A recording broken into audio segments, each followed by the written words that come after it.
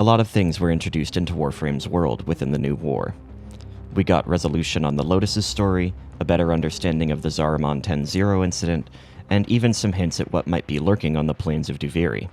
But the aspect of the New War that has me the most intrigued is how it changes the way we think about time within the confines of Warframe's universe. During flashbacks to the Zariman 10-0 incident, we're given a short lecture on the Orokin understanding of how time works. Our current understanding of linear time is presented as an archaic, outdated understanding of the true nature of time, failing to grasp the full scope. In Warframe's universe, the idea of a linear present and a definite future are laughable. Full knowledge of the Void has exposed the true nature of time, and this is where it gets weird. The Orokin understanding of time is eternalist, meaning that it doesn't place any real importance on the present. There is no timeline, so there are no alternate timelines. Instead, all possible timelines sort of coalesce into a single space, like a bunch of small objects in a box. In the example we're given during the flashback, the correct answer to the subject's conundrum is that the reality where either choice is made both exist simultaneously and are both treated with equal importance. Her parents will survive. Her parents will die.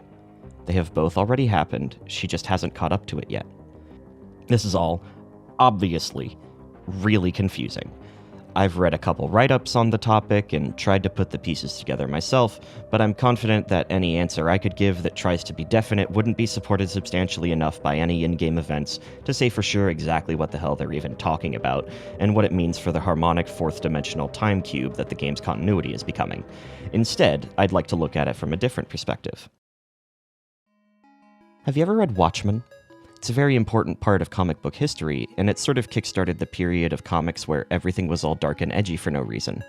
It's a really good story with a lot to say, but my favorite chapter has always been the one where Dr. Manhattan meditates on his life after going to Mars to escape the troubles he's having on Earth. Manhattan is an all-powerful being, able to reach down to the atoms of the universe and manipulate them as he pleases. In this chapter, we learn how he sees time. For us, time moves linearly, but for Dr. Manhattan, it is all presently happening. The past, the present, and the future are all laid out before him like the panels on a page. He can read them, but he cannot change them. My assertion is that Warframe's universe moves in a similar fashion. Much like how Dr. Manhattan's timeline conforms to the panels of his own comic, Warframe's timeline is malleable. It twists and turns to the Tenno's will. You are a child. You are an adult. Fortuna has been taken over by Narmer. Fortuna is fighting the good fight against Nefanyo.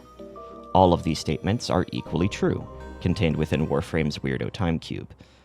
All of time has been sorted carefully into missions, much like the panels in Dr. Manhattan's comic book, laid out before each player to be taken at their leisure. If only we could have the same luxury. Welcome to the end of the video. If you thought my take was interesting, or would otherwise like to show me some support, I would appreciate it if you did the things that make the YouTube robots happy down below the video. If you caught some details that I missed, or have a different angle on it, please feel free to let me know in the comments. The New War recap video that I was going to make is going on hiatus until further notice, mostly because I don't want to keep 36 gigabytes of footage on my hard drive for much longer, and I'm not really playing that much Warframe right now anyway. Thank you for watching all the way to the end, and I'll see you around sometime.